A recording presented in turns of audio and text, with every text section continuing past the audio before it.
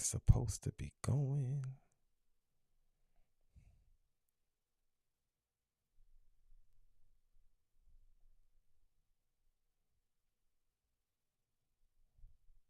There we go. How you doing, everybody? Thank you so much for joining us on tonight. We appreciate your time. We appreciate your attention. We appreciate just, you taking the time out to be with us on tonight. I always bring you stuff that will be a benefit to you, and tonight is no different. The guest that I have with us today needs no introduction to me, but she needs introduction to y'all because of all the powerful stuff that she's been doing. She is a housing advocate. She is a financial literacy coach. She has done tremendous good in the community and has tried to do tremendous good when it comes to helping our community, helping people to find housing and things of that nature. She's doing a lot of amazing things. Her name is Sharon D Parry. Give her all your attention as she comes on. How Hello. are you doing, Miss Hello. Sharon? I am good. How are you? I'm doing well. So tell us about your company. I didn't give the name of your company on purpose because I wanted you to do that. What is the name of your organization and what does it do? The name of the organization is Your Worth It Foundation, Inc. Mm-hmm. And we are a women's ministry. However, we do not only help women, we help anyone in need. The people that have been denied, ostracized, set aside, told that they cannot do it. And we believe that you can. If you want to do it, it's going to get done. And we Mm-hmm. teach financial information. We're on Mm-hmm. Mighty Networks on an app, and it's called Freedom University. Okay. And I am a housing advocate and have spoken to Mm-hmm. many, many politicians Mm-hmm. over the more than 10 years in the background. So that's why people don't know that much about me. Mm-hmm.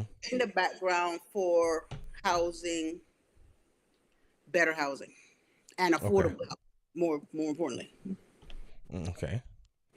All right. So it says here on your site that you guys have fed over 900 families since 2014. Yes, Over yes. 900 families throughout 2014. That you guys have provided financial literacy. That you guys have partnered with a community mobility group Mm-hmm. um, for financial literacy and housekeeping. You've done a whole lot of stuff. Tell us why you wanted to be a advocate when it comes to housing. Well, I'm gonna try to keep it short because it's a long story. No, you don't have to keep it short. No, I want details. No, Oh, there's a reason why I'm saying this because the reason why I'm saying this is because this is important. mm-hmm. And we've had conversations at church. We've had conversations. We've talked about the different things that have gone on. But a lot of people don't know about this stuff. Mm-hmm. And that's the reason why I wanted you on, because I need people to know about the nitty-gritty and stuff. So go ahead, tell everything you got to tell. Go ahead. Well, I was raised in the Mm-hmm. 305, which is Miami, Mm-hmm. Florida. For all the people who are not familiar with the state of Florida, Mm-hmm. um, and I was brought up in the area called the Swamps, right? Mm-hmm. And it used to be a For bus. those of us who don't know where that is, tell them where that's at. Okay. I thought I said Miami. Okay. No, you said Miami, but tell them what area of Miami. It's in Overtown, downtown Miami. You know, That's why I wanted to. So you're saying that it runs parallel or perpendicular, depending on where you at. It runs parallel to the rich area of Miami. yes, yes, it Okay, does. that. There's a reason why I'm asking questions. Go ahead. Go ahead. So we have Miami Beach on the Mm-hmm. east, more east side next to the ocean because we're right Okay. across the bridge from Miami Beach. And we have the Gables, which is south of us. So we're like there in the middle, the beach where Mm-hmm. everyone goes to party and do whatever they do. And then the Gables, which is, if anyone knows about Florida and Miami, the Gables is, Yeah. different class. Okay. Exactly. And in Overtown, the swamps, I saw a lot of people getting kicked out, right, out of their apartments, and more people of different backgrounds were moving into the area. Mm-hmm. And as we know, in the United States of America, it is not a good thing for a person to be discriminated against. Mm-hmm. However, in Mm-hmm. housing, um, there's a way how to get rid of certain people in your neighborhoods and in your communities.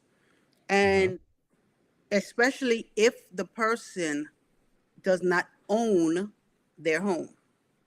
Mm. And in Overtown, there's a lot of renting that goes on. There's a lot of apartments. And Mm-hmm. in order to get rid of certain people, what is done is increase a drastic and sudden increase of rent. Wow. So that is done in the area to eliminate and get rid of a lot of people. And Mm-hmm. at first, the people were pushed into the city, Liberty City, which is also in Miami, Florida. They were Okay. pushed into Liberty City, or they were pushed in Homestead. So they were pushed out in that area because that's prime real estate. The swamps Overtown is prime real estate. Like I said, between Miami Beach and the Gables, Coral Gables. So if anyone have ever heard of Coco Walk, that's in Gables. That all that is over there. Um, so I that's how I started. At that time, I did not know what to do for the people Mm. because I saw it happening, but I didn't know what to do. So I had to start research. Mm. And that was from since the early 2000s, 2001 to 2004. Okay. And we are in 2023, so it's a long Yeah. time. Yeah. So, in your research, you see me smiling, right? Hmm. In your research, what have you found? In my research, I found that there was a plan that was done, and I didn't realize it. If anyone is familiar with Biscayne Boulevard, Mm-hmm. uh, or A1A, however you are familiar with Biscayne Boulevard, Biscayne Boulevard travels, I mean, Biscayne Boulevard is long. But in Miami specifically, um, close to the bridge that separates Overtown from Miami Beach, there was a huge, huge sign saying the new Overtown, right? Mm. And there were pictures and CGI rendition of what is planned for the area. And at that time, I was what, 17, 18, can't remember. I was a teenager, and I didn't understand. That was a long time ago. um, I didn't understand it at that time, and then I realized through my research, not only um, with what you call it, books and the internet, but through personal, face to face, hands in the dirty water, going through homelessness myself, Mm-hmm. research. I Mm-hmm. found out that there are some very meticulous and conniving people involved in all of Mm. them. So I'm not Okay. just pulling it out of the air. I was down in the dirt. I was Yeah. field. Okay. Yeah. So you basically what you're saying is you know how this goes, not just from a research point of view. You Hmm. know how it goes from actual practical applications, what you have gone through in your own personal life. Yes. Okay. All right. Yeah, tell the story. Go ahead. Okay. So let me take a sip of water because this is gonna get. Yeah. Go ahead. Go ahead. Let me stretch. I'm gonna, I know the story. I'm just saying. I know parts of the story. I don't know the whole thing, but I know parts of the story. So yeah, go ahead. Go ahead. Tell the story. So um, even though I was over town Mm-hmm. and I moved there when I was young, around 5 years old, when I came from the islands. Um, we owned our home in Mm-hmm. Old Town. We were not renting. And I thought at the time that the only way you can get rid of a person was if they rented, so you could increase the rent and get rid of them. Because my Mm. research, without me actually being involved and getting my hands in it, in the field, that's what I found out. Now, like I said, I owned a home. I no longer, so let me just precurse this. I no longer live in Miami. Mm-hmm. I no longer own a home because there are ways to get people out of a home. Because when a person has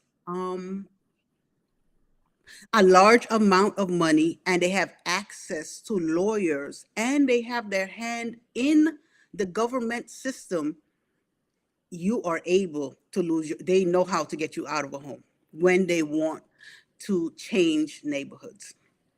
And why Wow. do I say this? My mom owned her home. My mom had a living will. She put me on the living will because I was taking care of my mom while she was sick and all that stuff. And my mom left the home to me, right? Mm-hmm. However, my mom was part of a first time home buyers class. Now, let me say this before I continue. When I spoke with public housing, they said that they've changed the laws, right? I don't see it in writing. And for anyone who doesn't know, I have also been in the medical field for a long time. Okay. I have been in the Oh, we was medical gonna get to field that. We was gonna get to that too.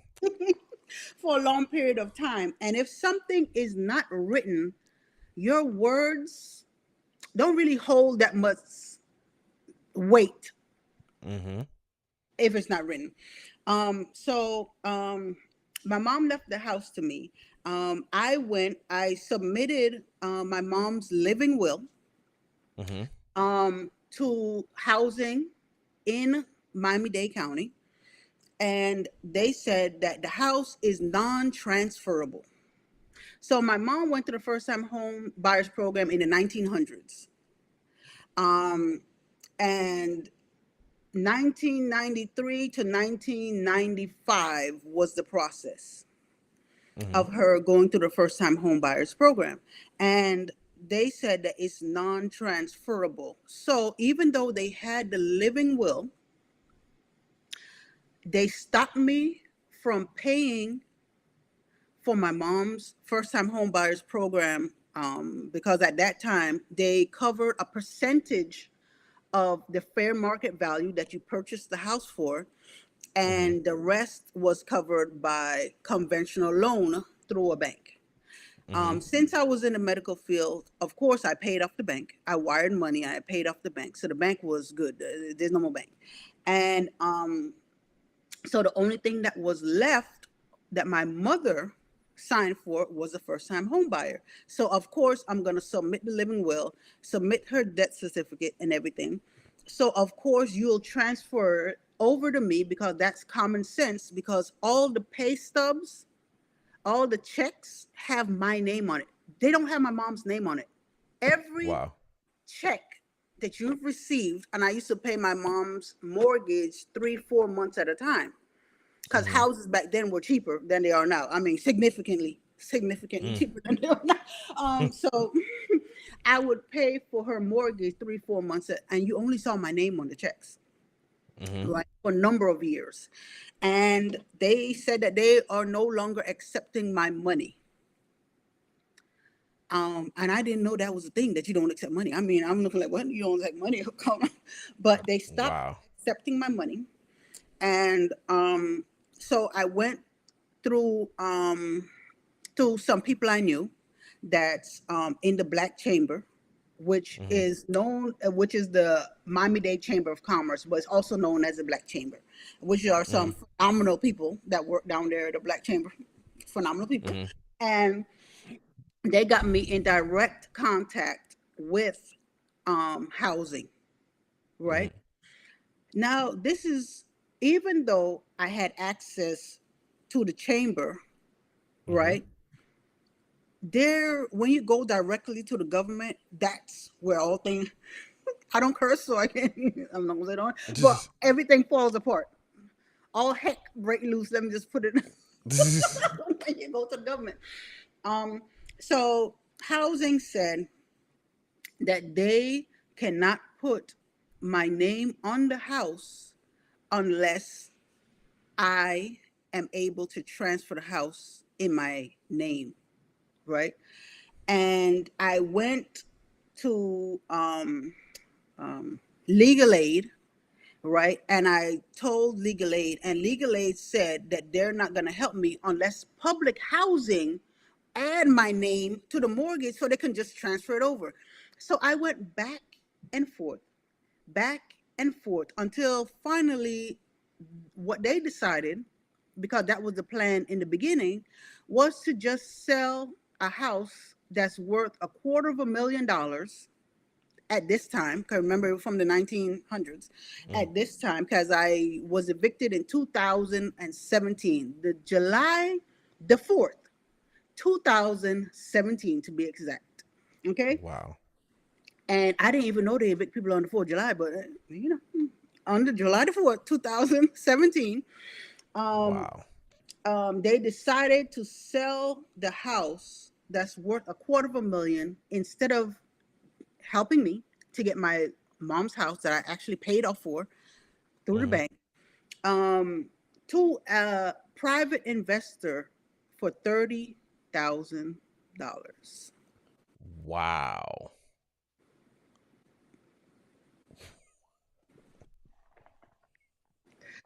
For $30,000. Jesus is Lord. Yep. Uh, continue. Continue. So, Continue. And you wonder why I wanted you to tell the truth. Go ahead. so, um, so that's what I'm saying. It's not only with rent. With a Mm-hmm. house, if they want you out, they will get you out of your house. Um, and I'm trying to stick to my story because I saw many stories of older people getting kicked out of their house for crazy reasons. But um, so I ended up homeless, right, for 2 years and 8 months to be exact, which Mm-hmm. led me to learning finance. Now, let me say this. That's not my phone. That's an extra phone. Mm-hmm. Okay. Which lead me to say this. I was a person that, and still am a person, but taper. God told me, listen, it's good to give, but come on now. Don't give to the detriment of yourself. Okay. Mm-hmm. I was a person that loved to give. I mean, give and give and give.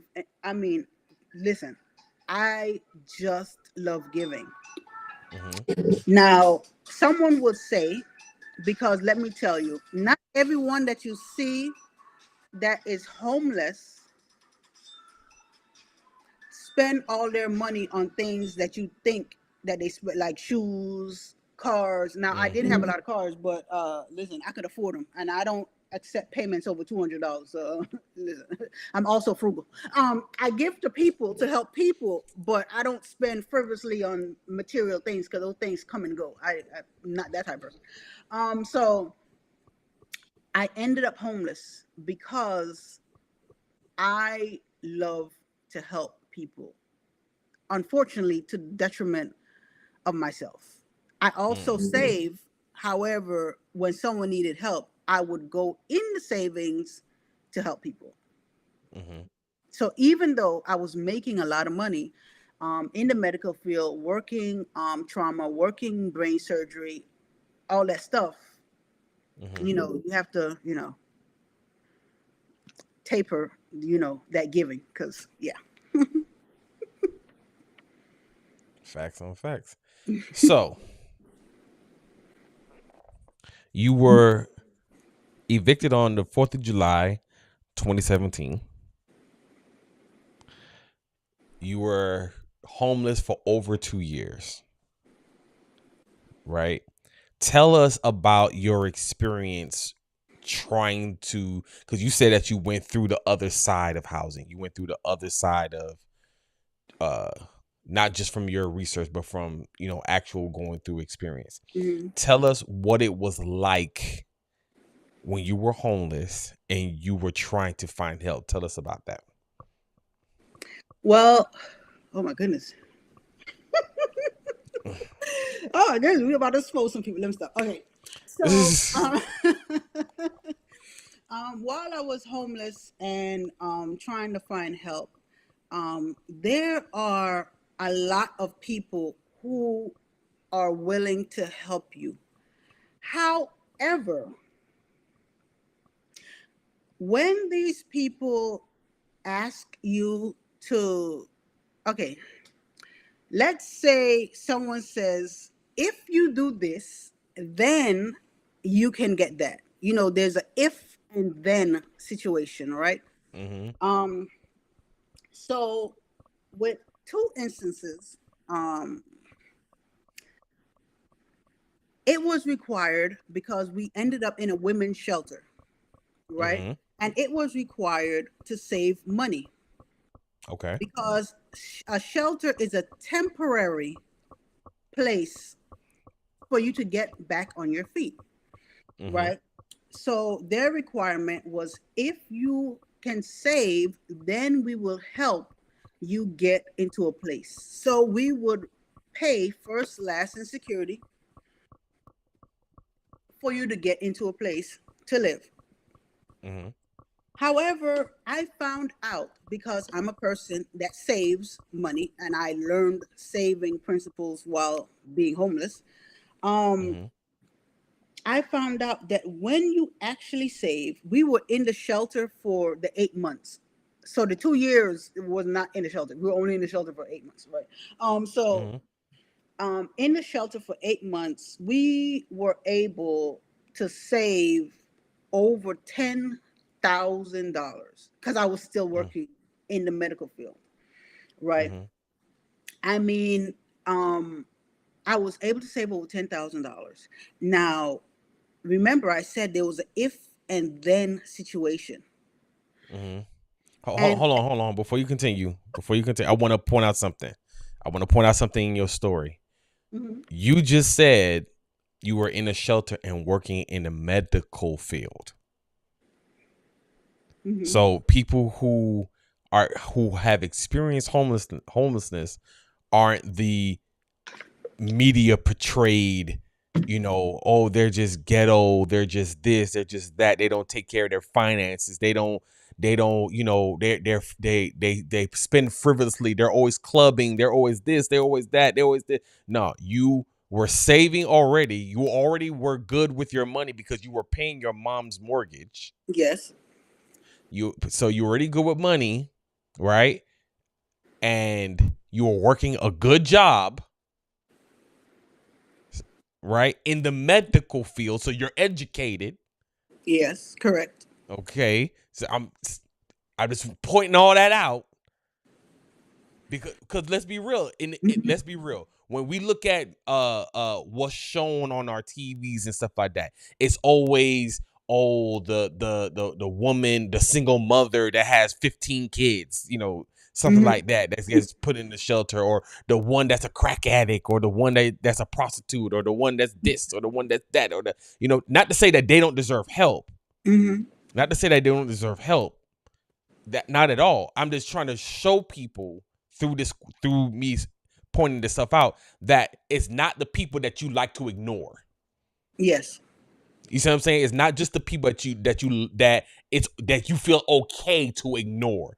Even though Mm-hmm. this is the person just like you, this is not just the people that you feel okay ignoring. It's the people that take care of you when you go to the hospital. When you're sick, it's the person that's putting that the phlebotomist that's drawing blood that might be homeless. Mm-hmm. It might be the person that's helping in the surgery that might be homeless. Mm-hmm. You see what I'm saying? So go ahead, but I just wanted to point that out. Go ahead. Because to reintegrate what you said, if anyone was familiar with the housing crash in 2008, Mm-hmm. and there was a lot of engineers, scientists, and a lot of people that ended up, and during the pandemic, these two things, that Mm-hmm. ended up homeless. I mean, these are some educated people that ended up homeless. So don't Mm-hmm. believe what you see on the news, because don't believe it. Um, Mm-hmm. that's only a small majority, a small percent of the majority of the people. And Mm-hmm. unfortunately, that's what gets the rating. So that's what's going to be shown. Okay. Exactly. So we were able to save over $10,000. And I Okay. made sure I spoke to several organizations to help, because we didn't have furniture, beds. There's a lot of stuff you don't have when you're homeless. Right. So basically, after we were able to save, everyone backed out. And that upset Hold up. me. So after you did what they asked you to do. Hmm. After you did what they asked you to do, they backed out on you. Yes. Wow. Because they said, because we know you're able to do it, there are people who are not able to do it, and the money should go to those people. Now, for someone who is, I'm trying to find a nice word to use. For someone who is, uh, the best word I come is ignorant. Someone who is ignorant would say, "Oh, that is a good idea." It's not, Mm-hmm. because you are feeding a problem that Mm-hmm. exists. And I'm saying this because, like I said, I was 8 months in a shelter. Now, Mm-hmm. let me say what happens in a shelter financially, right? Okay. In the shelter, a new iPhone came out, right? Mm-hmm. I believe it was the iPhone 12, the iPhone 12 Pro. It was, I know it was a 12. And Mm-hmm. during that time, these people who were in the shelter for over 2 years, in the Mm-hmm. shelter, that's supposed to be a temporary place, Mm-hmm. they have every new device Wow. that they purchased themselves. Every new device that they purchased themselves, I'm talking about the homeless women, that they Yeah. purchased themselves and for their kids. And then the people who are in over the shelter told us that, oh, we have to kick you guys out, because we got kicked out. We have to kick you guys out because This I'm story telling is you, my life is Jesus I'm Lord. just getting kicked out of everything in my life. My life is just getting kicked out of Wow. everything. So we Wow. have to kick you out because there's a time limit of 8 months. Now, what they don't know is, when I do research, Mm-hmm. I'm the type of person that went through the city, walking Mm-hmm. and knocking door to door to talk to people to find out what they need. In the shelter was no different. I am going to talk to every single mom in there that I can talk to, because I want to Mm-hmm. know how long you've been here. I want to know information. So when you come to tell me that there's a limit of 8 months, I'm looking at you like, because I'm a professional. Mm-hmm. And I'm like, And I'm thinking in my mind, I just spoke to Nina and she's been here for 2 years and she's purposely not saving money. Because if a person decides to get even a little leg up, their food stamp is cut off, they can't feed their children. If they're on the Section 8 voucher list, it's going to get cut. Wow. They're going to be pushed back on the list. So basically, you say you want to solve a problem, but you're feeding the problem. Mm. How does that work? Tell me how do you shoot yourself in the foot and you say you want to heal? How do you do that? Yeah. And so these women are in there for years in this shelter. Mm-hmm. And because I did what you asked me to do, because I was able, because when I fell and people that I helped realized that I fell, most of Mm-hmm. them, not all of them, most Mm-hmm. of them kicked me to the side. So the help that I was giving was not returned to me. So I Wow. had to depend on God. Listen, when you say you had to hold on to God's unchanging hand, listen, you got to hold on. Listen, because all help is not there for you. Wow. So I was able to save because once you tell a family, like, oh, you got that house yet? No, no, I don't have the house yet. I'm homeless. Oh, well, I'll call you later. So, Wow. you so you're able to save money and you come to a realization that family uh has you don't give until to your detriment, even with family. Mm-hmm.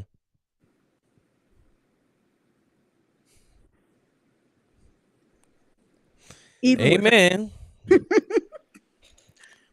Amen. Shando. Ika. Because it really doesn't. It's one thing when when the person genuinely doesn't have it to Mhm. give back. That's one thing. It's a whole other thing when the person's clearly doing very well, and it's like, really, this what we're doing?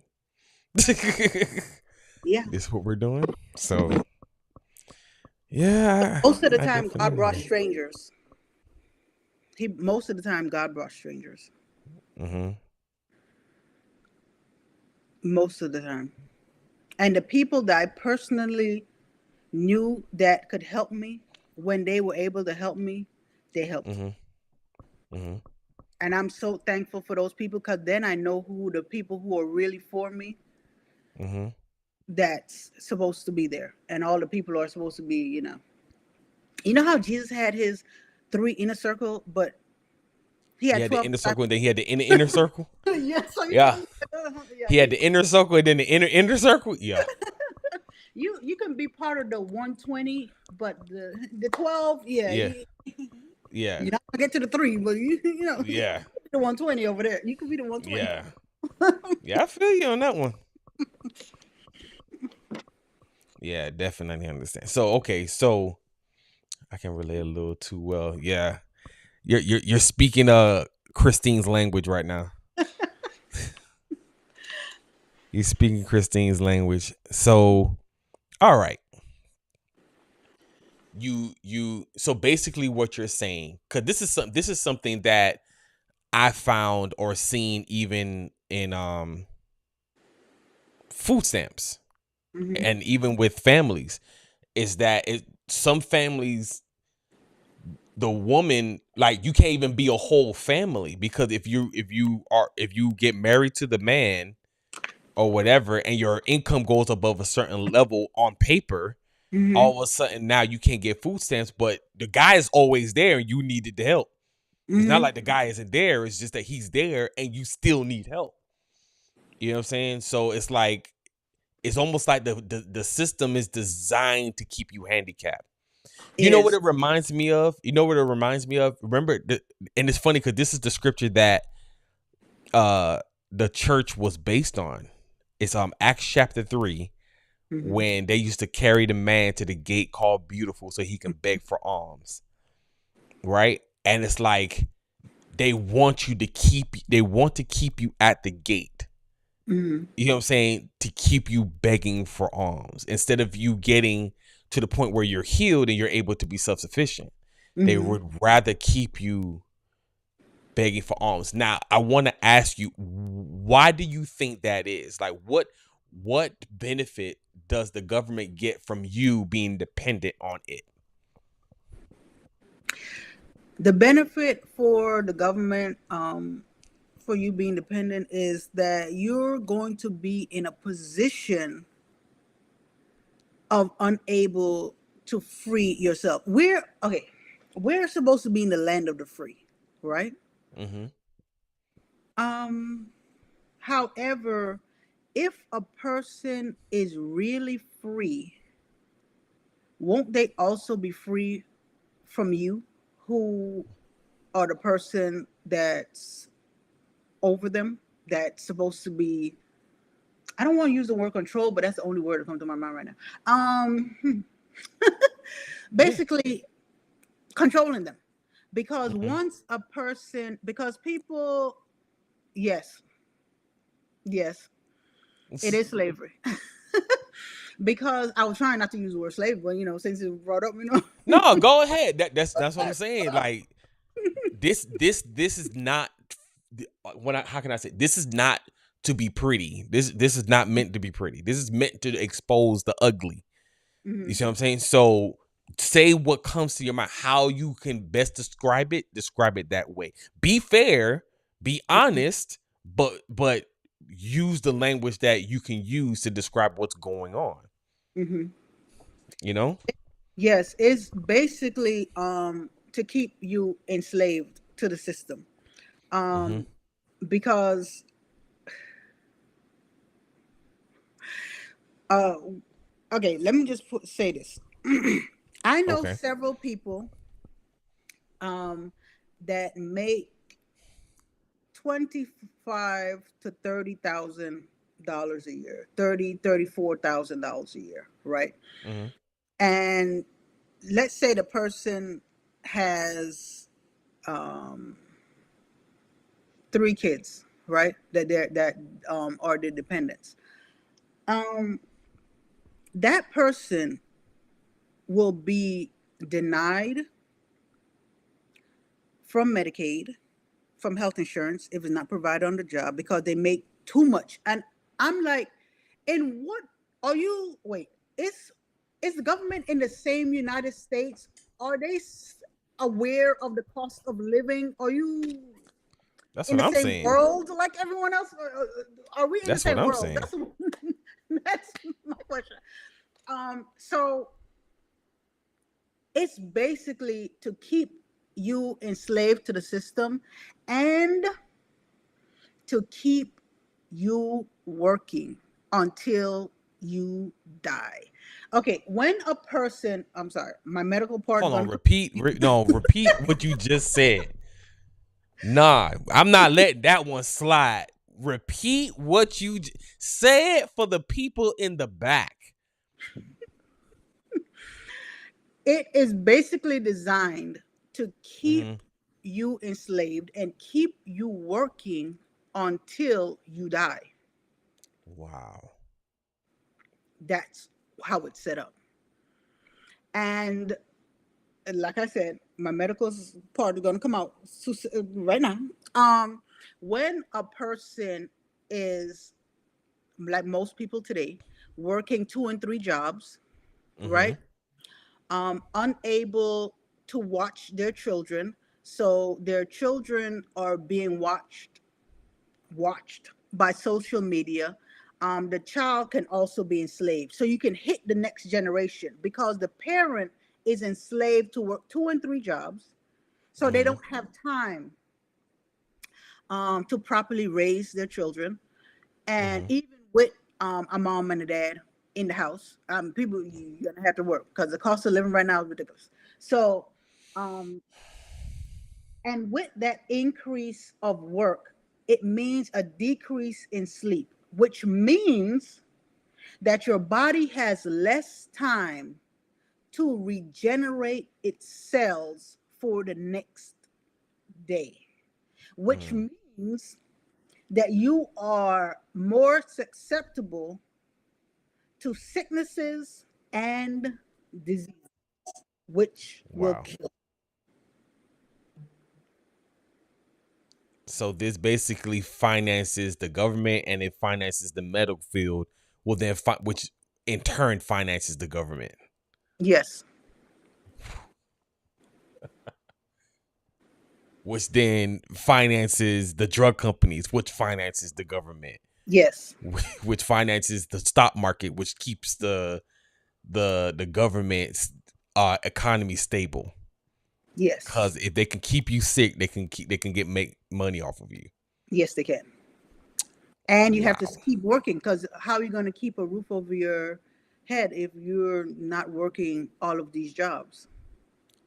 wow. That's okay. So this is crazy. Wow, this is crazy. This is worse than I thought it was. So all right. So this is the reason why. This is the reason here. Here now it's starting to make a lot of sense. You remember when I did the financial literacy course? Mm-hmm. I think that was back in what 2016, something like that. It was a while. 2015, 2016. Mhm. It was a minute ago. Yeah. 2015, 2016, something like that, right? And I remember I reached out to a government official. Mm-hmm.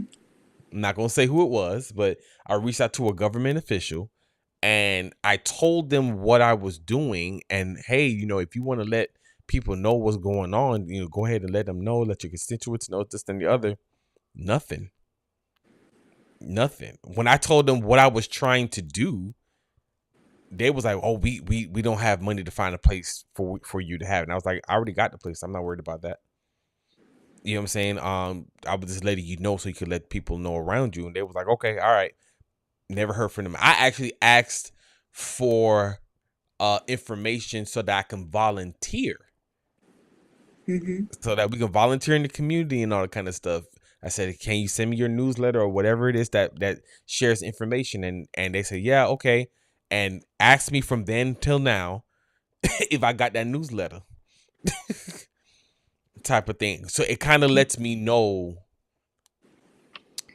man, this is sad. One thing that I've studied, the idol named Baal. Mm-hmm. Um that religious mind frame. I mean, I was studying I think it was First Kings chapter 17 and 18. I think it's when I was studying that, it said that the worship of Baal was based around power. It was based around having power. So basically when you worship Baals, when you worship power, when you worship having these seats and these places to where you can lord over people. And it seems like America has been worshiping Baal for a very long time. It may not have been called Baal, Mm-hmm. you know what I'm saying, may not have been, called that particular name, but we've been worshiping Baal for a very long time. And it looks like Ashtaroth is making her head known too, because Mm-hmm. all this stuff with the LGBTQ, Yeah, with that's right. transgender, with hypersexuality, all this type of stuff, it seems like this is something that's reoccurring in our society, and it's scary. You know what I'm saying? It's really scary. Don't get it twisted. I'm not saying these things because I hate LGBTQ or I hate transgender or all this kind of stuff. I love everybody, but just because I love you, that doesn't mean I have to agree with what you're doing. You see what I'm Yep. saying? Like that it doesn't require me to agree with what's going on. Mm-hmm. Um, just sad. So okay. So how in that finding yourself in that situation where you've been in a shelter for 8 months, you did what they asked you to do. You found out that although they are asking people to do something, it's really to weed out people. Hmm. You know what I'm saying? And you people will actually get more benefit from the system if they play the game rather than try to be better, right? You Yes. find this out now, right? Mhm. How were you okay, first I want you to describe the feeling that you had when you got kicked out, and then I want you to describe what you started to do in order to get yourself out of that situation, because you're not homeless now. No, no, I'm not. You Thank know what I'm you. saying? So Oh. okay, so you're not homeless now. You done fed 900 people, 900 families, and all kind of stuff. You are far from where you were, right? So God is good, right? So, but describe the feeling of when you come to this realization of how the system is set up, and then what you started to do to dig yourself out of that hole. A hole, by the way, that you didn't even dig. Let's call it like my girl just said on here. She put on the comments, call a spade a spade. Let's Mhm. call it a spade a spade. This was not a hole that you dug. Mhm. It Yeah. wasn't a hole. This wasn't, and I say that I want to point that out because people have a nasty habit of being very insensitive to situations that they feel will never happen to them. Mhm. You see what I'm saying? But I want to make it clear this can happen to you. Yes. Yes, it can. You could be in a good job, making good money, saving money, good with money, all kind of stuff, and still find yourself on the street and find it hard to get someplace because of all the money you need to come up with just to get a place. Mhm. You see what I'm saying? So describe the feeling of where you were in that situation when you find yourself in that situation and what you started to do to get yourself out. Um. Well, I was upset. I was angry. I was disappointed. I was frustrated. I was annoyed, and more importantly, I was anxious to Mm-hmm. find a place because Mm-hmm. when I mean, it's one thing to get evicted out of your family home, but then get Mm-hmm. evicted out of a shelter too. I'm looking like, okay, now. Exactly. um, to the point that I was put under so much pressure to get us um, out of that situation that I started looking frantically for a house to rent, right? Mm-hmm. And to the point where I money got stolen from us. Almost Mm-hmm. $4,000. Mm-hmm. Um, so I was under a lot of pressure. I had to find a place like yesterday type of thing, and Mm. it put me in a situation that I just had to find a place to move like right away, and that led to 4,000, almost $4,000 being stolen from us. Like I Mm-hmm. said, we had over 10, so we still had more money, but no one wants to lose almost $4,000 now. No one wants to do Exactly. that. But $4,000 still $4,000. yes, yes. Um, and it put me in a quest to find out how I can help people for real. Um, it put me on a road to find out how to really help people, because even though the government, the politicians, and don't get me wrong, a lot of politicians go in with the right mindset. Mm-hmm. However, because they do not have the time because a lot of them are kept really busy. They're running up and down like chickens with their heads cut off. A lot of them Mm-hmm. who have the heart to help people. They keep them busy for a reason. And the Wow. people, the politicians that have nothing to do, they just be sitting down with their feet up. Those are the corrupt ones. Even though at some Wow. point they did have a genuine heart to help people, but they found out that the pushback is so severe that it's better to give into the system, just like the homeless women in the shelter. No Wow. one is above giving in. When there's enough pressure applied, either you come out like gold, or but most people fold. Wow. So, okay, I really want you to repeat that. I'm gonna tell a story, but I want you to repeat what you just said about how there are some politicians that do want to do right. Start from Mhm. there. I want you to repeat that part. Oh, I don't remember every word, but okay. No, this you know you don't have to say it verbatim, but just I want you to kind of say that again. There's a lot of politicians that are out there who wants to do right. Because I know, Mm-hmm. and I specifically know a couple of them who want to do right. However, they are kept extremely, extremely busy. They are running up and down, up and down, up and down, up and down. So they don't have that kind of time to delve into stuff the way how someone like me have that time to delve into stuff. Now, the Mm-hmm. politicians who have all that free time, um, at some point, a lot of them had that heart that they wanted to help. Mm-hmm. However, because of the pushback of the system, Mm-hmm. they folded. They gave in and they become corrupt. Wow. Wow.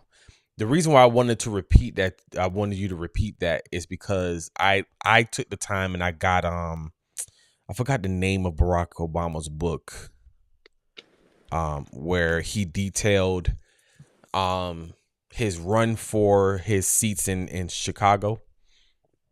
Excuse me. And he detailed his run for president and the stuff that he went through while he was president, Mm-hmm. right? And one of the things that he said, because we have a nasty habit of beating up on people Mm-hmm. who want to do the right thing, like you just said, who want to do the right thing. You know what I'm saying? And we're like, oh, they didn't do this, they didn't do that. And I'm not saying this for Barack Obama because, you know, he's Barack Obama. He's my forever president. But not just because it's Barack Obama, but even, Mm-hmm. you know, your George W. Bushes, your, you know, all them, like, who may really wanted to do the right thing. You know what I'm saying? But because they ended up either in, like what Angie just said in the comments, inheriting problems from the previous president, and Mm-hmm. now they have to deal with that and before they can even get to their agenda, or it's just that they go through so much pushback that it's almost like, you know, it's easy for me to coast. Mm-hmm. It's easy for me to just coast, don't even, you know, worry about anything because it's not like the powers that be will allow me to do that. A Mm-hmm. lot of the stuff that he said in the book was mirroring what you're saying right now. Well. That he was saying, he would say that how he would want to pass a particular bill or whatever whatnot, and people from the opposing party would fight him on it, even though people in their party were doing it in their states, Mm-hmm. but they were opposing him just because he was a Democrat.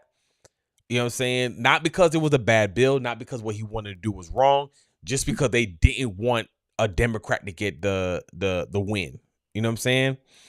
And um it really breaks my heart to hear that type of stuff, because it lets me know that whether you're a Republican or a Democrat or an independent, that when it comes to Washington, if you're the little guy, You know what I'm saying? Like more often than not, you're going to be overlooked, not because people don't care. Mm-hmm. You know what I'm saying? Not because people really don't care. Whether it's either side of the aisle, it's just that it's so many people who are more concerned with power and Mm-hmm. more concerned with position and more concerned with, doing what they want to do and living the life that they want to live, that they would rather step on you. Yeah. You know what I'm saying? Than to help. Yes. And it's sad. It's genuinely sad that stuff like that happens, It's really genuinely sad. So, okay, what you were frustrated, you were mad, you were upset, you were saddened, all that good stuff. What are the things that you did to try, not to try, to what are the things that you did that allowed you to dig out of that hole? First, pray. Down, lose Exactly. them. Pray. Uh, um, not only that, but I had to implement some biblical strategies. Believe it or not, when I speak to people and I tell them, they're like, I told them, you should try to save. And I'm talking about the people who said that they want to help. Mm-hmm. And they're like, it's not possible to save. I'm looking like, huh? How is it not possible to save? It doesn't Mm-hmm. make sense. Um, I had to implement some biblical principles. Um, So hold for on, not to cut you off, example, but that is something very powerful in what you're saying, right? There's something very powerful in what you're saying. You said I prayed. You first prayed, and then you said I implemented biblical principles. Meaning you didn't just say God drop money out the sky and then move on. You did the work. You did work. You did work to yes, yes, I did. there's a reason why I'm harping on this, because a lot of Christians feel like, and I'm a pastor by the way, and I'm saying this to you, a lot of Christians believe that all you got to do is pray and things are just going to fall out the sky. No, faith without works is dead. If you're not doing what it takes to receive that miracle, what do you expect to happen? You have to do the work. So that's why I'm reiterating. So savings, the person said is impossible to save. Go. Um, and she said it was impossible to save. And I said, Mm-hmm. it is possible to save because I started saving with 8 cents and it ended up to $10,000. You While started home, saving with 8 cents, 8 cents. and I, that 8 cents grew to $10,000 because yes, you were consistent. yes. Mm-hmm. While homeless. Continue. Preach, preach, preach, preach. Uh-huh. While homeless. Mm-hmm. And then I always try to speak to people because I just want people to be free. Mm-hmm. Listen, the pushback from the system is so heavy. There are many times I want to give up, and then when I see someone doing something like shooting them their own self in the foot, I'm looking at Mm-hmm. now. You try to turn away, but then your heart pulls, and then your whole body Yeah. turns. Can't let it go. Yeah. And they were like, the rich people say that you're supposed to save 20%. I said, do you realize that that's from the Bible? It's a biblical principle. And they're like, wait, saving is in the Bible? I said, yes, it is.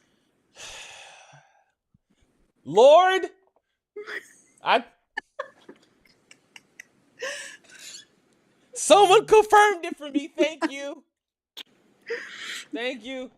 You thank you. I appreciate it. I appreciate it. And I have to tell them, listen, even God had to tell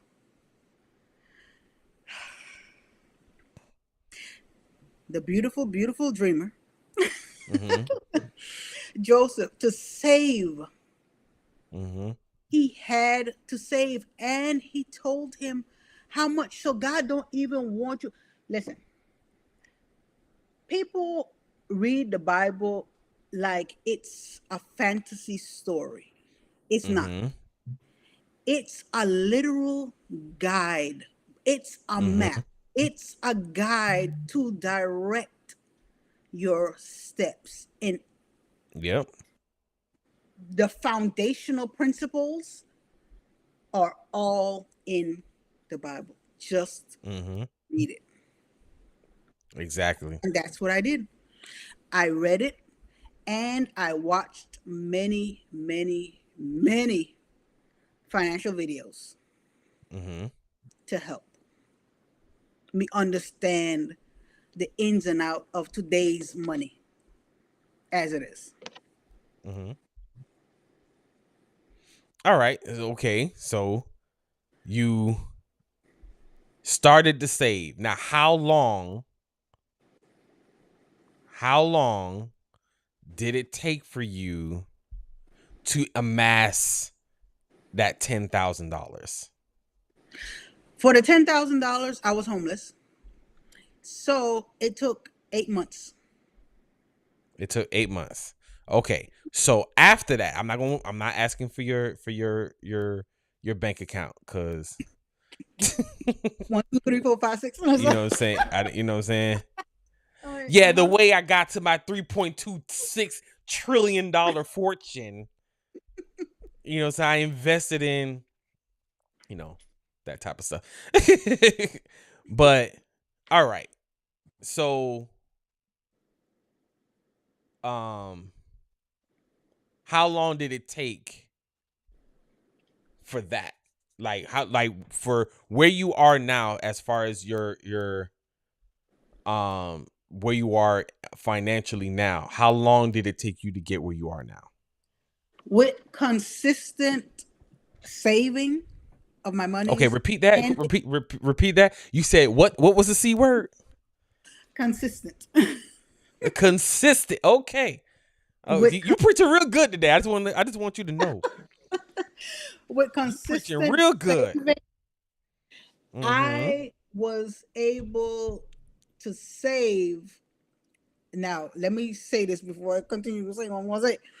Um, Mm-hmm. while paying rent, and I'm talking about pandemic rent. I'm not talking about that rent before. No, no, no, no. Hack that up. While paying pandemic, I want you to go to pre-pandemic rent. No, while paying pandemic rent, Mm-hmm. it took me 1 year to make that $10,000 back while paying rent through consistent saving. But Mm-hmm. I know some people like, oh, that's unrealistic because you were in medical field. So let me just say, it is not that important at first, the amount of money that you save in totality. Mm-hmm. You are trying to build a habit Mm-hmm. of saving because Mm-hmm. this might be new to a lot of people Mm-hmm. to put that saving amount of 20%. And I always tell people, you don't have to start with 20%. Mm-hmm. You can start with less money. I started with 8 cents. Mm-hmm. And I started with 8 cents because at that time I was not in the women's shelter. I was in a car with Mm-hmm. three other people. So it was four people, two dogs, Mm-hmm. and one turtle Two in a dogs, vehicle. one turtle. She Yes. said 2 dogs, one turtle. Okay. It was so I was unable to work as many hours as I Mm-hmm. was used to working. Mm-hmm. Because one thing people don't realize is when you see homeless people, and a lot of them have their lower extremity swollen. The Mm-hmm. body was not meant for the legs to be hanging down Mm-hmm. for so long, days, weeks, months. Because, of Mm-hmm. course, when you have children, you're going to allow them to lay down, and you, as the adult, will Mm-hmm. sit down and sleep and sit down, and you're not Mm-hmm. going to have the kids stand up and you let it. No, you're not going to do it. Not Exactly. a good parent. But, so I was not able to work as many hours. And I say this because people will say, she was in the medical field and she was making a lot more money than someone that's working at Burger King, McDonald's, the Target, Mm-hmm. all these other places. So Mm-hmm. I was not working those 3, 4 days a week, sometimes 6 days a week that I used to work before, 6 days a week out of the 7. I was not working those because my knees could no longer bend. Mm. So Wow. um, my knees could no longer bend. So Mm-hmm. I almost fell down many times in the hospital walking up and down the stairs because it's hard to walk up and down stairs without your knees bending. I'm talking about both knees. So it's Wow. very hard. So so if I can do it, anyone can do it. Mm-hmm. And let me say this because I know for a fact, because I know there's a lot of people that push back against the fact that I work in the medical field, that it's all roses. No. Okay, with finance.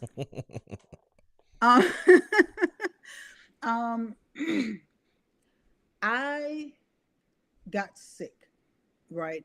Um, Working in the medical field, working 6 days a week, 14 to 16 hours a day, 6 days a week, working for the government. Let me just add that. Let me just put it right out there, working for the government. Mm-hmm. And during the pandemic to help with the pandemic relief because they needed medical staff. Mm-hmm. Right. I got sick. So I was not able to work for several years. Right. And let me tell you, with the principles that I had and doing side jobs only, let me repeat this, Mm-hmm. only having $800 of personal use per month. This is important because I want to crush all those people that say that it can't be done because they don't make enough. So Mm-hmm. let's push back the medical part. Someone that was sick, right, Mm-hmm. only have expenditure amount of $800 per month was able to pay off my vehicle during that time. Mm. So basically, if you're consistent and responsible with your money, Mm-hmm. no matter the amount, Mm-hmm. you can still get some stuff done. Yes. Okay. Okay. I totally agree with that because at the end of the day, it's like I've taught you guys that I know in Egypt when he was talking to Joseph it was 20%. But what I've told you guys is this. You tithe to God 10%. Mm-hmm. That next 10% of your check go to you. Mm-hmm. Pay yourself Pay first. yourself. Pay yourself. You are the first bill you pay, not the Yes. last. The first bill that you pay, Because we were right? told to pay every other bill and then ourselves. No, Mm-hmm. that's not the way it works. Exactly. Christine actually she started implementing something. She's been always been a good saver, but she implemented something else where she puts aside $5 a day, Mm-hmm. just $5 a day, and she showed me. She's like, "Look how much money I got now," and I'm like, "Look at it, show off. I don't care you got money like that. You just showing off. Don't nobody care about your money. Mm-hmm. You know, talk about you just save everybody. Who you think you is."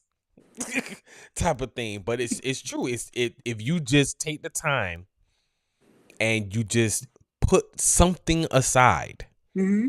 you'd be surprised how a little bit can add up to a lot. I remember I thought what you was gonna be I thought you was gonna talk about the richest man in Babylon, but you didn't bring it up, so I'll bring it up. It's so The much richest man information. in This life yeah, the not long richest enough for man all in it. Babylon. The richest man in Babylon is a book that Sharon told me to get. Um and I read it. I didn't even finish all of it yet. I just got to a certain part and I started implementing what I read. Mm-hmm. And when I say, I think in a month I saved $1,000. Wow. In a month I saved $1,000, and it's crazy because when you start implementing those principles and you start to really keep track of where you're sending your money at, you Mm-hmm. realize, man, there's a lot of money that just been getting missing. Mm-hmm. And it's all because you're not quantifying your expenditures. You're not quantifying what you actually have to pay. You're just saying, oh, well, is it possible for me to save because I never have money left over at the end of at the end of the month? Was like, well, maybe if you didn't go out to eat all the time, That'll get you. you know that $20 per meal. Mm-hmm. You know what I'm saying? Maybe if you didn't do certain things, if you didn't go out on every weekend, I gotta go out, I gotta get my hair done, I gotta get Mm-hmm. for men, say, I gotta get the new Jordans, I gotta get to this and I gotta get to that. It's like, well, maybe if you weren't doing that, Mm-hmm. maybe you could save some money. Yep. You know what I'm saying? One thing that is so beautiful, and I'm so thankful for you to put me onto that book. Right. One thing I'm so thankful for is now when I don't have money, it's not because I don't have money. It's I like I a know that budget, sounds budget for crazy.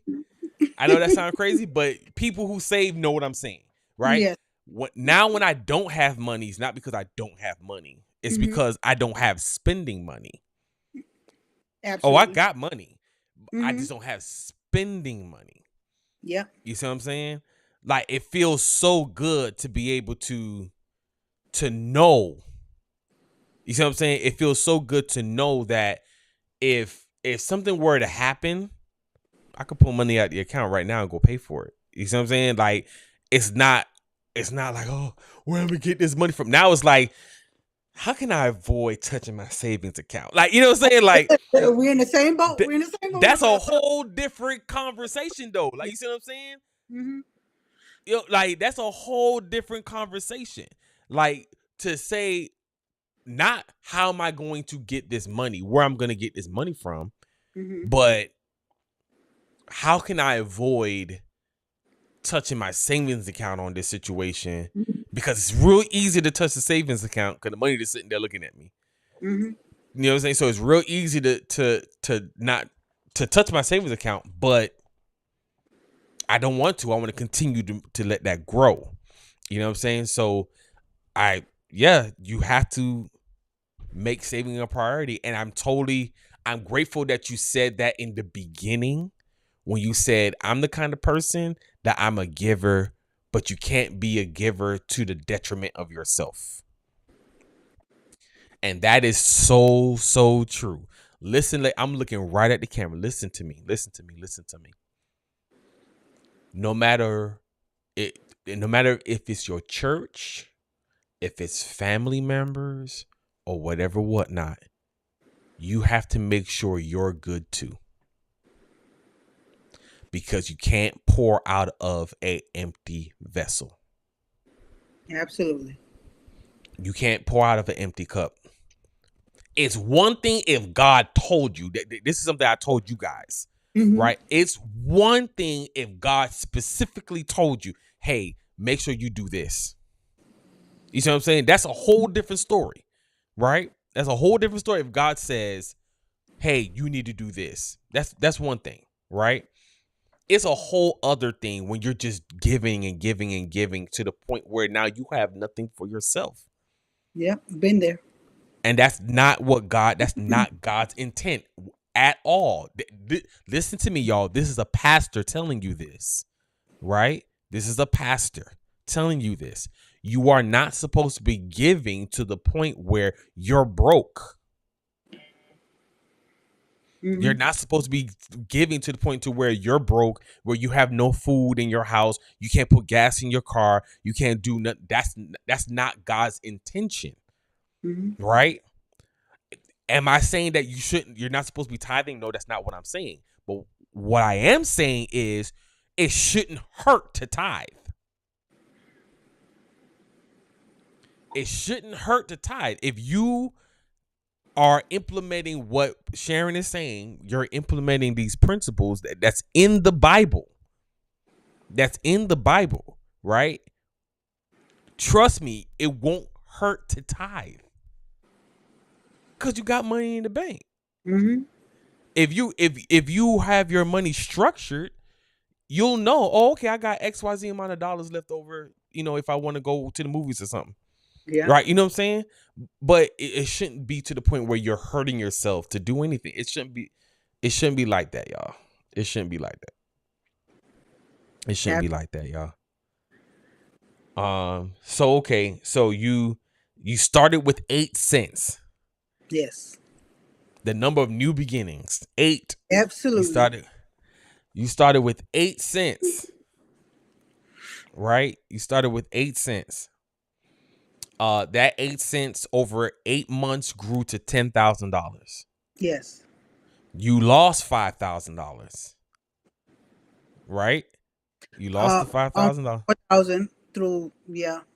Yeah, through the fraud, right? You lost $5,000. You had to use more money to get an actual place, I had right? to use all the money to get a place. All the 'Cause, money, well, yeah. and was able to go back. Was able to reamass money around the same amount of money a year later, which Yes. means the principle works. It works. If you implement the principle works, right? Yeah. Okay, so we're just solidifying this, right? And then on top of that, because you continued to implement those principles, right? Mm-hmm. During the pandemic, when work was kind of scarce, you were able to pay off your car. Yes. Hmm. So that gets rid of a lot of excuses that people have. Remember, I wasn't working because I had got sick Mm, yeah. and I paid off No, my that's car. why I'm bringing that up. That's why I'm bringing that up. That's why I'm bringing it. Could that removes a lot of excuses? It removes a lot of excuses as to, oh, why is it that you're in this situation? No, if you implement, you are a living testimony that if you implement God's word, the word works. Absolutely. And not just parts of the Bible, not just nitpicking, but actually implementing the whole scriptures. Like, okay, and this is something that, because, tell the truth, shame the devil, right? Right? Okay. You Absolutely. exposed the housing, I'm gonna expose the church. Right? You expose housing, I'm going to expose the church. Unfortunately, in the church, and I do understand, not every pastor. What you said about politicians is the same thing about pastors. A lot of pastors go into ministry with the right intentions. They want to help people. They want to do the right thing. They want to see the kingdom of God going forward. But then the pressures of ministry happen, right? And then they begin to preach not what God told them, but they begin to preach the needs of the church, Mm-hmm. of the local body. Mm-hmm. And because of that, what has happened is that preachers are preaching giving. They're preaching faith in regards to giving. Like, they're not preaching faith as in, if you walk by faith and not by sight, that you can accomplish this, you can accomplish your goals, you can accomplish da da da. But they're preaching faith when it comes to giving. And that preaching, that uh uh uh hyper teaching, and when I say that, I mean, like that overexertion, that overemphasis on giving has put such a bad taste in the mouths of believers. Mm-hmm. You see what I'm saying? Because of the fact that they feel like, okay, the only thing that God cares about is my money. And then then what ends up happening is either you, it's like three things that happen. It's either you begin to read the Bible for yourself, which is what you're supposed to be doing anyway. Yeah.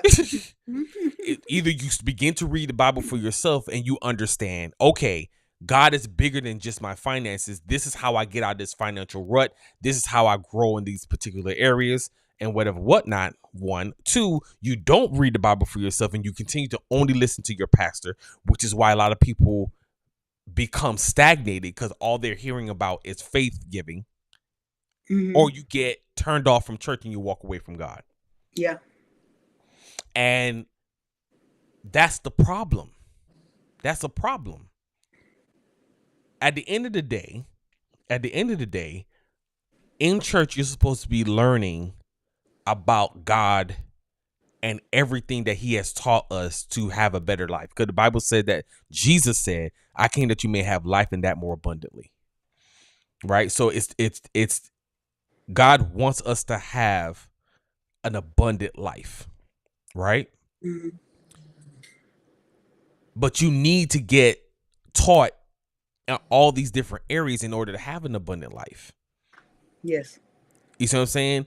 And it's through these biblical principles that you're talking about, that you're saying that you implemented in your life, that you become free. Yes. You see what I'm saying? From the system that is designed to keep you bound. Absolutely. That it's very much designed to keep you bound, right? I brought up earlier, if you notice, I brought up earlier the families, about Mm-hmm. how I've seen families. You're talking about housing from the standpoint, or you're talking about the system as it pertains to housing, but this same system is the same system that rips apart. I don't want to say minority. I would rather say disenfranchised persons, Mm-hmm. because white people experience this stuff too. It's real easy to say black, white, black, Hispanic, immigrant people are the ones that's experiencing this, but no. There's a lot of poor white people that's experiencing this stuff too. Yeah. You know what I'm saying? And the reason why they're so angry and the reason why they can be galvanized by a person like Donald Trump. Yeah, I said it. The reason why they can be galvanized by a person like Donald Trump is because of the fact that when you hear people's politics, it's never talking about them. Mm-hmm. Let's be real about that. Let's be real about the situation. It's never talking about them. They feel overlooked and unheard.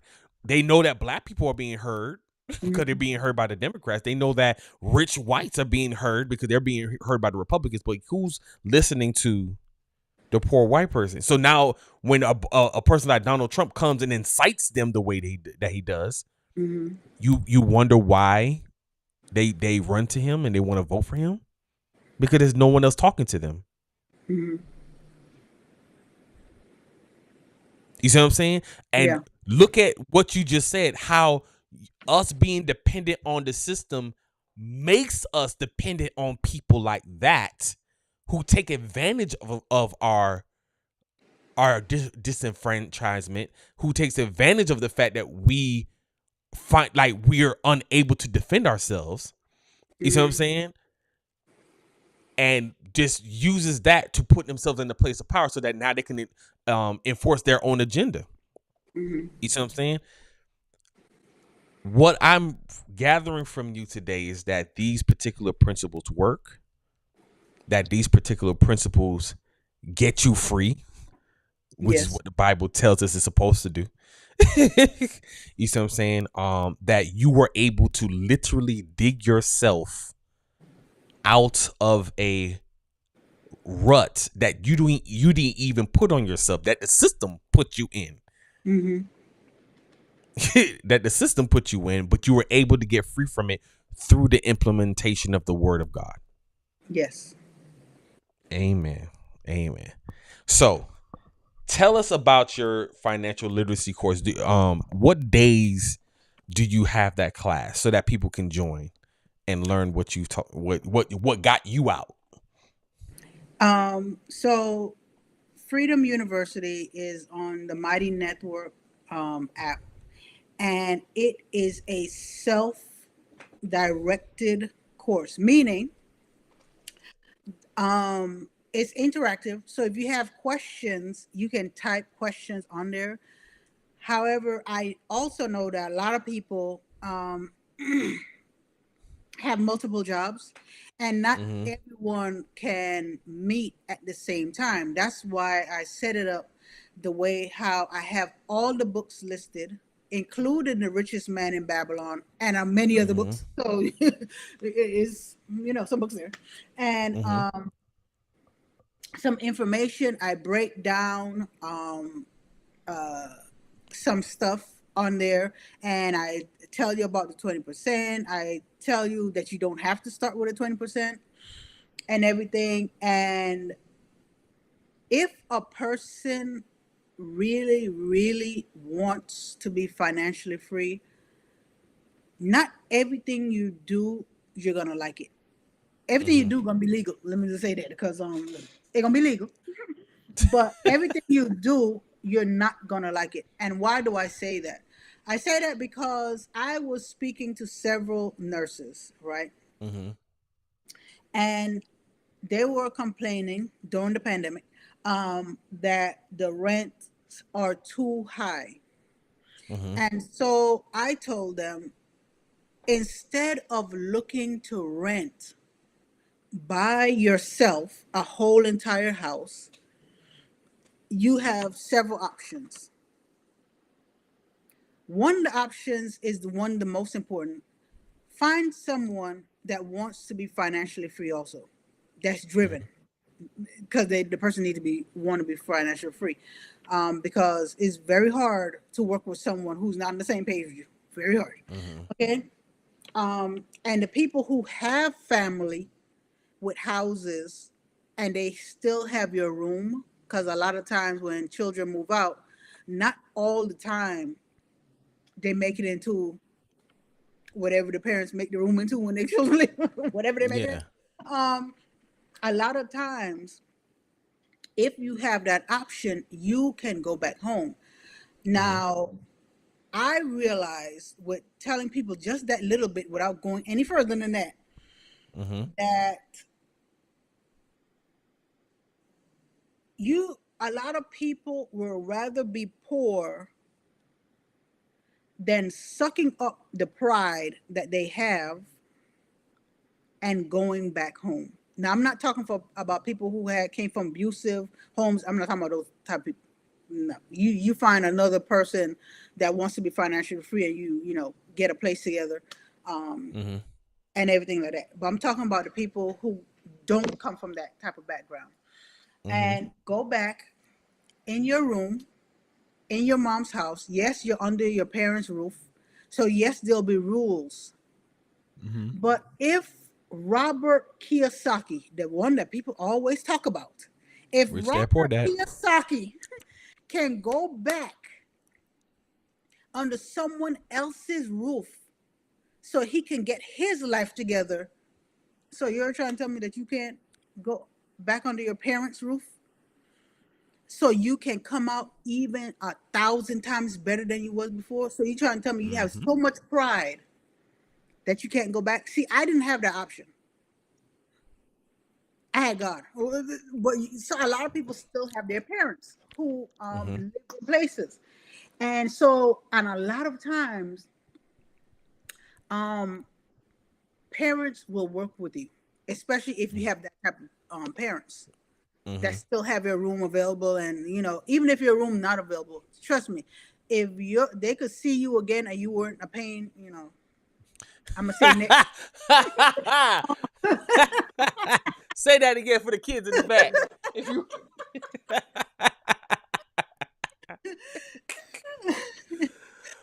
They will clean out that room for you if you weren't, Mm-hmm. um, and what parent don't want to see their child come out better than even they were? Who says True. that? And they were like, I'm telling you, I get a lot of pushback from that. Mm. Oh, I don't want to hear this person talking about my day was so long at work. So you trying to tell me you can't spend a couple minutes? You could tell me about how long your day was alone. I'm saving my coins and putting. Okay, what happened? Exactly. Tell me What about happened in your day? Tell me about it. it. I'll get the glasses and all. I'll get the glasses, the Okay. notepad. Because there are worse things out there than someone telling you, I had a difficult day and Mm-hmm. everything. Sometimes we have to work with people. I understand everyone wants their own roof and their own Mm-hmm. space. Mm-hmm. However, sometimes we have to work with other people Mm-hmm. to get that dream, to get it moving. Facts on facts. So okay, so the financial literacy course it's called Freedom University, right? Yes. Freedom University. It's Make a sure I my spelled that right. And it's on the Mighty Networks, putting that on the Mighty Networks app, yes. right? So Freedom University that can be found on the Mighty Networks app, And it's a right? directed course that you It's can a interact. self-directed course. So take your time. Don't rush over the books because you need to Mm-hmm. implement the principle. Don't rush like you're reading a fantasy story. Don't do it. Don't. Take your time. That's why it's a self-directed course. Mm-hmm. And honestly, if you actually get into those books, you won't be able to just rush through them. Mm-hmm. It's too much information. It's way too much. And your website is yourworthitfoundation.org. Yes. Or yourworthitfoundation.org. Putting that up on the thing. Yourworthitfoundation.org. All right. So there was one more thing I wanted to ask you. While you're thinking, let Go me ahead. just say, as it pertains to housing, um, I need people to check on their older family members if you talk to them and they own a home.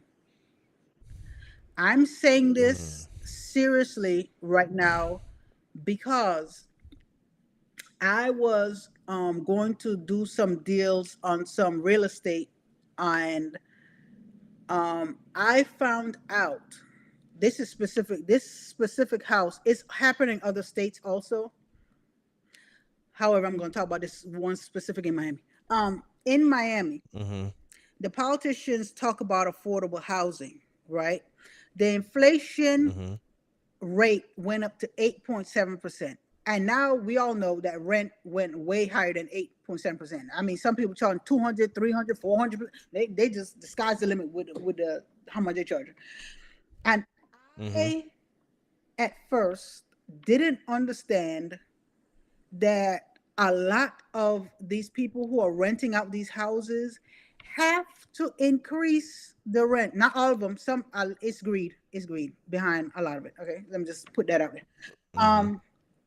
In Miami, a lot of the houses, their taxes. I'm talking about houses that's already paid off for with the bank. Mm-hmm. Their taxes were 2,000, 1,800, $1,700. Do you Mm-hmm. know how much these people tax went up to? That these older folks are losing their already paid off home.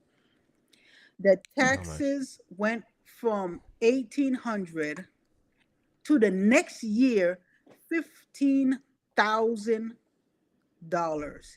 And when the government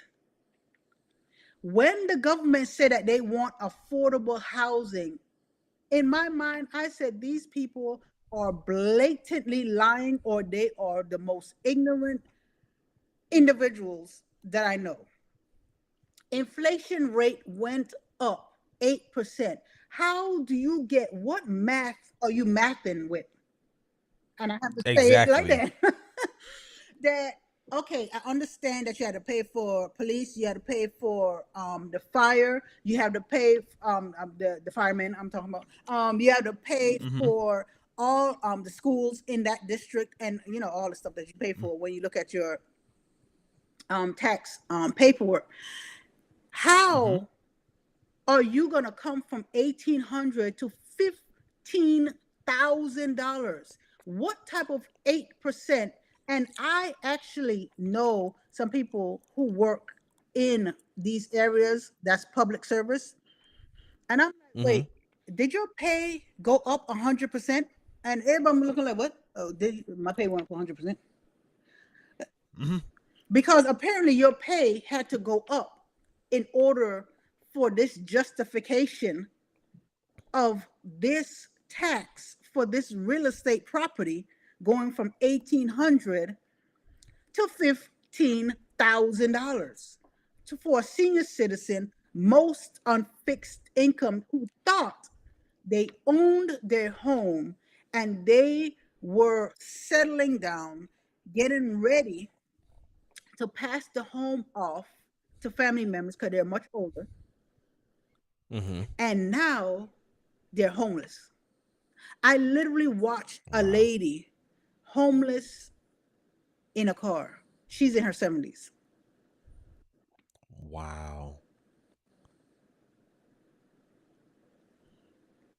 So That's scary.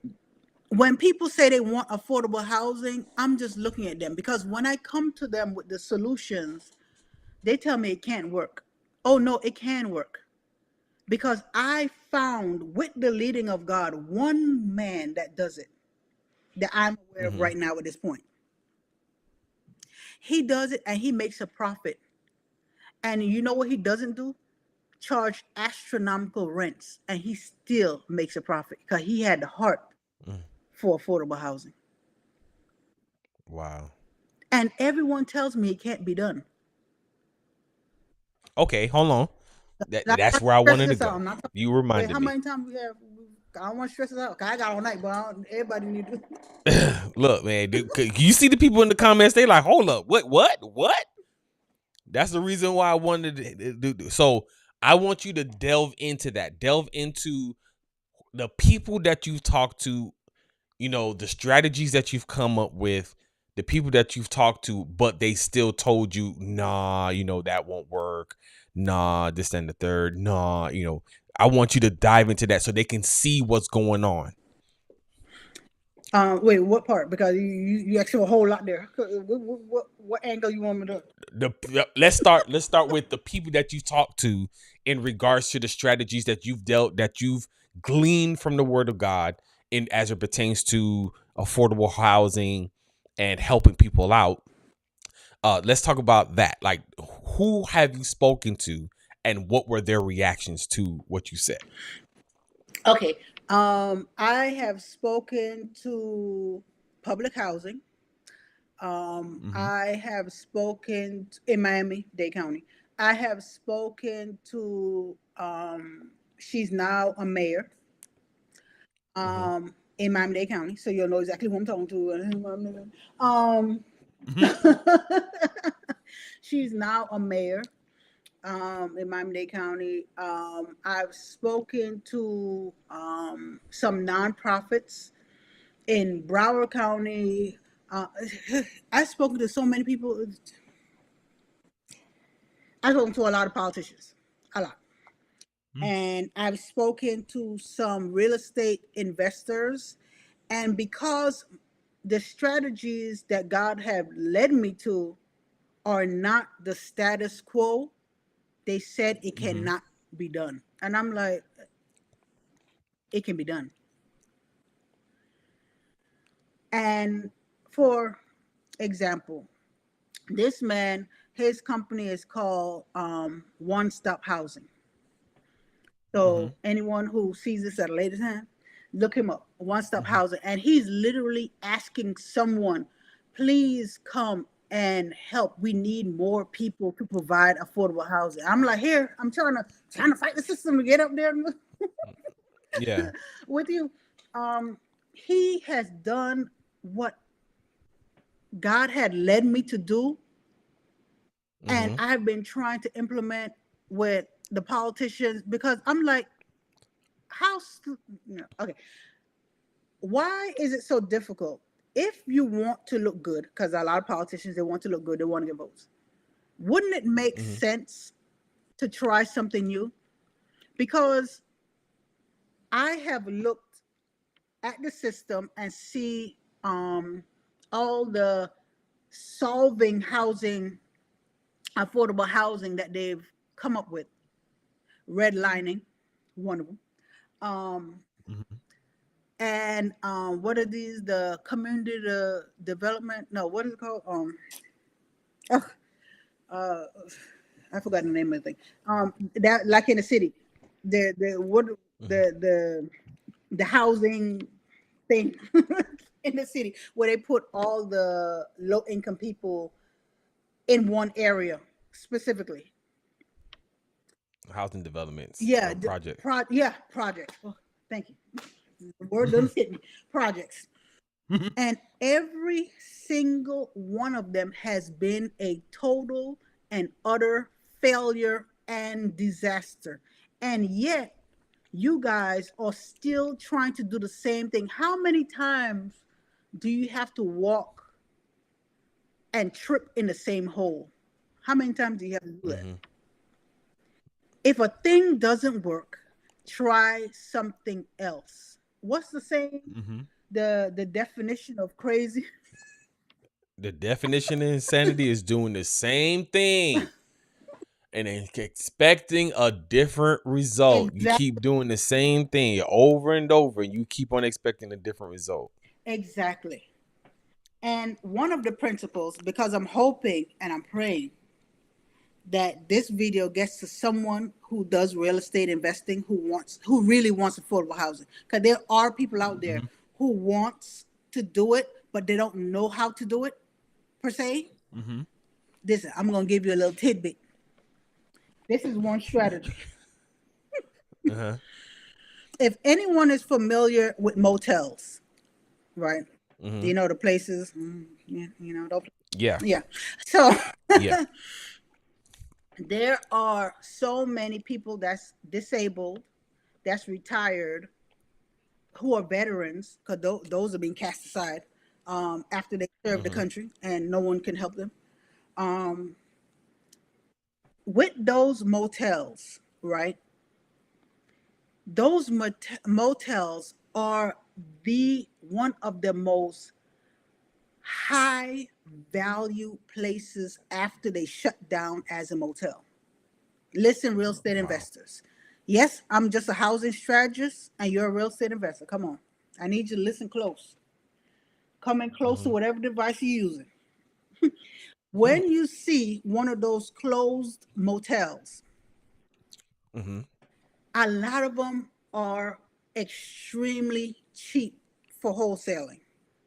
Don't Mm-hmm. wholesale it, rehab it, and make those each of those rooms, because they have beds. They have a lot of them have the little kitchenettes. I think that's what we call them, the small little kitchens with the stove and the Mm-hmm. burner and the little refrigerators. Mm-hmm. Have those open for people that's on fixed income, Mm-hmm. that are veterans, people who are getting disability, because those Mm-hmm. rooms not only will be able to rent for a reasonable amount of money, meaning you can't be greedy, you have to have a heart for affordable housing, you Mm-hmm. will make more than you put in to that motel, a Mm-hmm. whole lot more. It is, the strategy is so simple. We always try to remake a wheel that broke Mm-hmm. on us 10,000 times. How about you just, You ain't lying. You are not lying. and that is one strategy. I have a lot, but that is one of the Mm-hmm. strategies that can be used, because most motels have six or more rooms or whatever they call them, the doors in them, Mm-hmm. and you Mm-hmm. can rent them out. Do you know how many people, once you get eight, seven, $600 for each of those rooms? You can even let single parents that have children move in. Mm-hmm. Reach out to a nonprofit. They will supply the bunk beds for those families, and that family will be able to save money to get up out of there. They'll be able to Mm-hmm. rent, be able to work. If you really want to do affordable housing, the whole thing is encompassed together. You cannot Mm-hmm. separate finance from affordable housing from caring for people. Mm-hmm. They cannot be separated. I totally agree with that. I totally agree with you. You can't remove the love for people Mm-hmm. out of. But the moment you do that, it becomes all about greed, all about money, and that's when the scripture comes in. The love of money is the root of all evil. That's when you start to see a lot of evil, dastardly things happening because you don't love people no more. You know what I'm saying? It's all about the money now and stuff like that. Um, but yeah, so yeah, I'm not gonna hold you much longer. I don't took too much of your time. Let people know where they can find you at. Well, you can find me mostly on my website, which is Mm-hmm. yourworthitfoundation.org. And Mm-hmm. yourworthitfoundation.org has a link to our course. Your Worth It Foundation has a link to everything else. Everything else is linked from yourworthitfoundation.org. Okay. And All right. And you're sorry. go ahead. Go ahead. Go ahead. Go ahead. Go Also, ahead. Go ahead. if anyone knows anyone who really wants to do affordable housing, Mm-hmm. listen, we got the strategies. One person can't do it. It needs a team to get it done. Mm-hmm. What they say, Amen to teamwork that. makes the dream work. I don't know who said it, but It sure do. It's so true though. I don't know who said Teamwork made the dream work. One could chase 1,000, two could put 10,000 to flight, and a threefold cord is not easily broken. Absolutely. All right, teamwork makes the dream work. Thank you so much for your time. Thank you so much for the information that you shared. It really feels like there needs to be a part 2 and 3 It does. It's a lot. to this, because this is a lot and stuff like that. But I really do appreciate this. Is the whole reason why I wanted you on, because I wanted people to see what you've seen. It's one thing when it's like a lone person in the corner or whatever, but when it's like when you're going on the platform and people are hearing what, man, that actually happened. Yeah. Matter of fact, what you just said about when you said about, just to kind of go back with what you're saying, Trinika says when it's part 2, right? To go back on, and her interview was amazing too. Oh my gosh, man. The things that she shared and stuff like that was powerful. Um when you said check on your elderly family members to make sure that they're good Mhm. as far as the housing, make sure everything's cool. There's a movie on Netflix and it's called I Care a Lot. Mhm. It's called I Care a Lot, and it's everything that you just described that's done to elderly people, Wow. right? I don't want to give it just in case you guys going to watch it, but when you watch it, you're going to be like, I cannot believe this. Okay, you And said it's called you'll what? I see need to pull up. I care a lot. I care a lot. That's what it's called. I care a lot. It's on Netflix. Christine says, "Love you, Sharon." Love you too. Love you too. Sorry, I was typing up. Uh-huh. Yeah, I was gonna bring up the medical field stuff for her, but we need that needs to be a whole nother live Listen, stream. because I've seen both sides of the medical field, because a lot of family Mm-hmm. members only see one side, and I can tell you both sides as a medical professional and as a person that's Mm-hmm. been sick. Uh, so you listen, I got both over 17 years of experience. So yeah. So that's gonna be either part 2 or part 3. But the movie that I'm talking about is called I Care a Lot. It's basically a dramatization of everything you just talked about, of stuff that people do in order to get elderly people out of their houses, take their houses, sell their stuff. You know what I'm saying? And it's like, it's crazy. It's almost like, what's the point of buying a house if all that's going to happen is you're going to be cheated at your home? Exactly. You know what I'm saying? It's like, it doesn't make sense. That needs to be a segment on its own. Oh, Angie hyping it up. How many parts you want? Angie hyping it up. Angie hyping it up. But yeah, so yeah, like we will revisit this stuff. This is stuff that actually has to. I'm really hoping that I can, when it comes to the medical stuff, I can get you on with Christine, because there's a lot of stuff that she has seen and experienced that I feel like if you guys are talking at the same time, that it will really show people like, oh my God, like, is this what's really happening in our medical system, type of thing. So, but thank you so much for your time. Thank you so much for the information that you have shared. Thank you so much. I appreciate you. Yeah.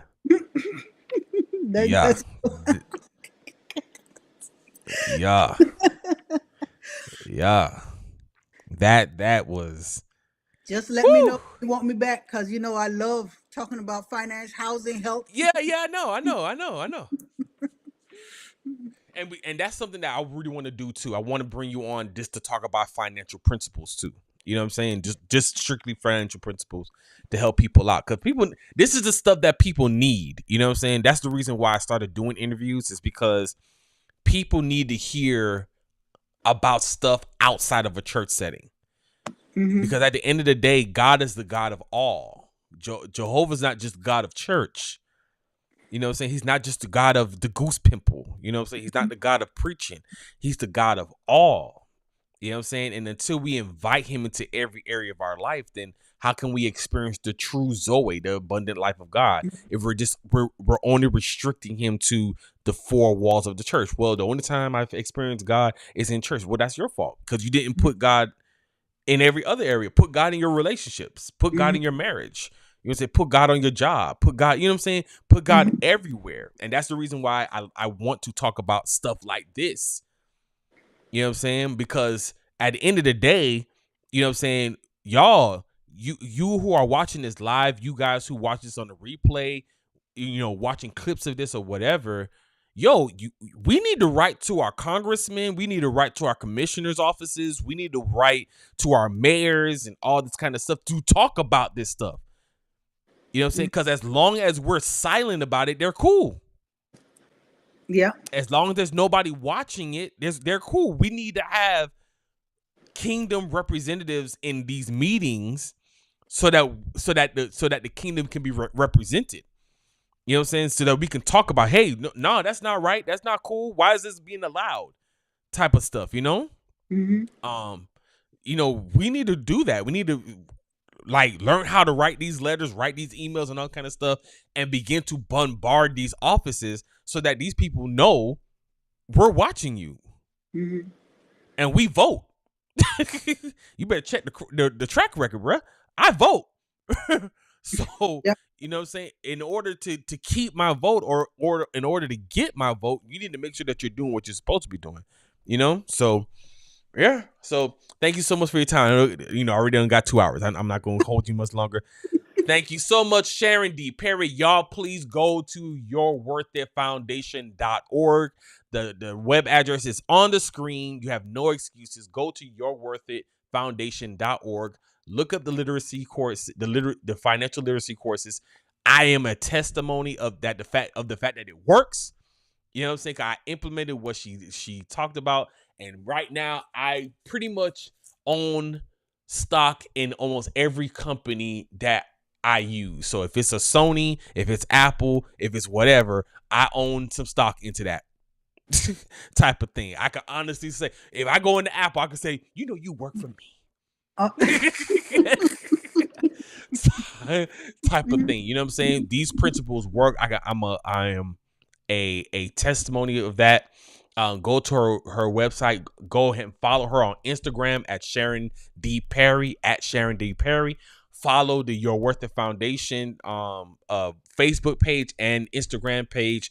Be on the lookout for the things that they're doing. I am a personal witness that they have fed the homeless, they have clothed the homeless, they have done housing advocacy, they have done different courses and stuff like that to help out the community. These are the real deals. People keep on saying that they don't see Christians, they don't see the church doing anything. Well, Your Worth It Foundation is a ministry that is doing something. All right. So make sure that you are connecting with them. Donate to what they got going on. We cannot say as the church, we cannot say, oh, why is nothing changing if we're not doing anything to help the change happen. Exactly. Exactly.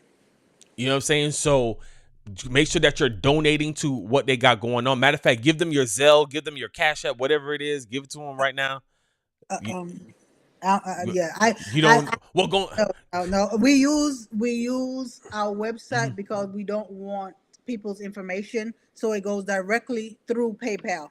We don't want any Okay, personal information. go go on the website because they being super honorable. They don't even want to know who you is. You know what I'm saying? So go to Your Worth It Foundation, donate through PayPal. You know PayPal is a super secure way Yeah. to do transactions. So you know it's safe. You know you're not gonna lose anything. You know what I'm saying? Donate to what they got going on. I'm telling you, God will bless you for supporting this particular ministry because they are actually doing something.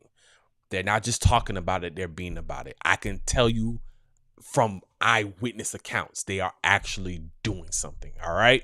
So donate to them. All right. I love you guys. Thank you so much, Miss Sharon. Love y'all. I appreciate your time. Part 2 is on the way. We got to talk about that. You know what I'm saying? Thank you for having me. Thank you for having me. All right, y'all. Y'all be blessed. Take care.